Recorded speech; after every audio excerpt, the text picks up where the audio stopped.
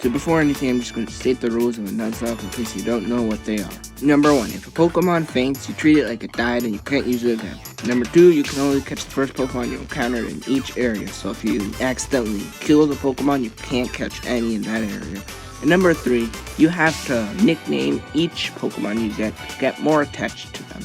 And this one is just because Sword and Shield is a pretty broken game. I can only do 2 to 3 raid dens before a gym battle, and I can only use 2 or 3 Poke Jobs before a gym battle as well. Anyway, on to the real video. So before I start yelling, "You're plagiarizing Jaden Animations," I'm just gonna say that I'm technically not, because I'm gonna credit Jaden Animations right now. Go check out Jaden Animations' channel, because from what I know, she's the first person to make a video like this, and I'm just stealing video ideas from her technically.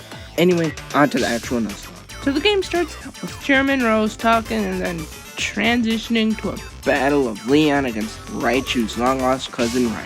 They're about to have an epic battle. They're so hyped. This is gonna be so freaking epic. But Hop breaks into our house and says that we have to find Leon. So we find Leon bragging to a whole bunch of people about how he's champion and he's saying that he wants Galar to be the strongest region, blah blah blah. But he sees us and then takes us to his house. At his house, he lets us choose from 3 Pokemon to start our journey with. I choose Scorbunny because it's the cutest of the 3, the best of the 3, and because the first gym is grass type, so starting off with a fire type would be pretty useful. Anyway, we have dinner, and first thing the next day, Hop wants to fight. Oh yeah, and I forgot, I nicknamed Scorbunny Bugs Bunny. Anyway, Hop's an idiot and picked a grass type when he knew we picked a fire type, so we easily murdered all of Hop's Pokemon. But then Wooloo breaks into the Forbidden Forest from that one Smurf movie, and Hop forces us to go in and save it. In the forest, all we did was find a weird ghost dog that knocked us out. Leon somehow finds us in the forest, gets us out, and our journey begins. I think Hop's the one who gives us the Pokeballs, but I'm not really sure how we got them. Anyway, in Route 1, I decided to catch a Rickety and call him Batman. Leon makes me get a Pokedex from Sonia, and Sonia tells me to tell the professor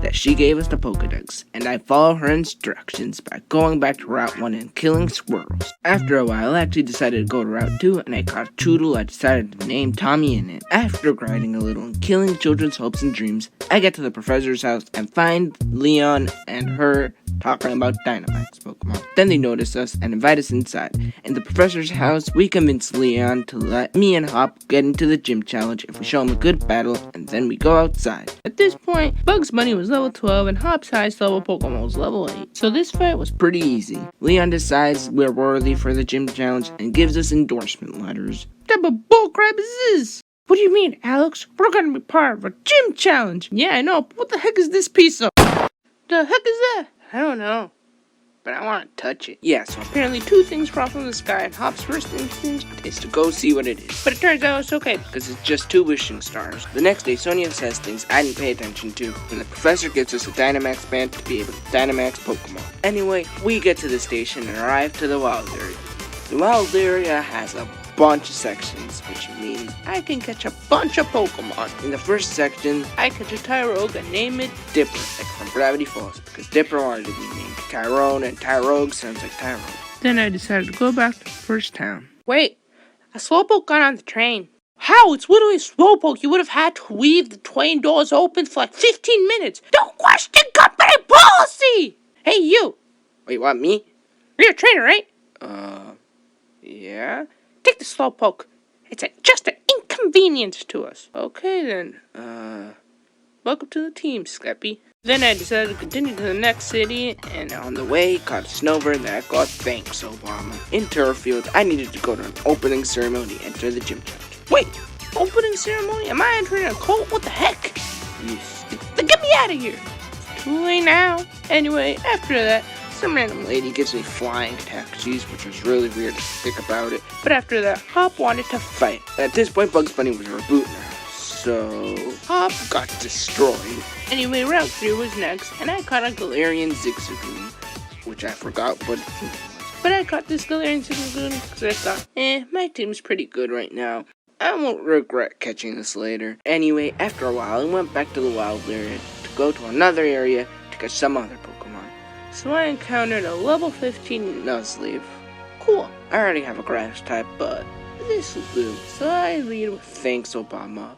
who calls a hail and does some good damage. My original plan was to spam Mist until Nuzleaf got into the red due to the hail. But turns out that Nuzleaf knew Rollout, which Obama's weak to. But luckily, it survived on 11 HP. So then I switched out to Skeppy, so it could take a hit for me to throw the Pokeball. So it gets hit by a Rollout, and it doesn't get into the yellow. Yes, it could live another hit if the Pokeball doesn't work. So I throw a Heal Ball, and it doesn't work. Okay, like we established earlier, Skeppy would live if it gets hit. But then, the Rollout killed Skeppy! No! I mean, I didn't have Skeppy long enough to get too emotionally attached to it, but it was still sad. F's in the chat for Skeppy, guys. F's in the chat. So I switch out to Dipper, throw a Pokeball at it, and boom, Nuzleaf was caught. But at a price. So some of you might be thinking, why did you even want to catch that Nuzleaf so bad? Reason 1, I was going to waste first encounter. And reason 2, it's a dark type, and I knew that a battle with a psychic type trainer Bead would happen soon. Can't you just add Zigzagoon to your party? No! Because I know I wouldn't keep it in my party in the long run, and it'd be just a waste of experience points. Anyway, I added a Nuzleaf to the team replacing Skeppy, and called it Frick You. Now, I didn't need 2 grass types in my team, so I had to take out Thanks Obama out of my team. Thanks, Obama, for all your service. Anyway, at this point, my team consisted of Bugs Bunny being level 19 and everybody else being level 17. And Frick You was at level 15. Not too much grinding to do, but still a handful. Why don't you just do a raid or something? It's because I had already done 2 raids. So now I have to manually kill several Pokemon. Anyway, this script is getting a bit too long, and I know this is the most honorable cliffhanger, but you're going to want to come back because next time we're going to be fighting the first gym leader, Milo. Wow, you made it to the end of the video. Yay. Yeah, I hope you enjoyed this. This was the most fun I've had making a video in a long while. And, yeah. I know that I'm gonna make more parts because I'm currently already working on part 4, even though by the time I'm recording this, the video isn't even out. Anyway, comment.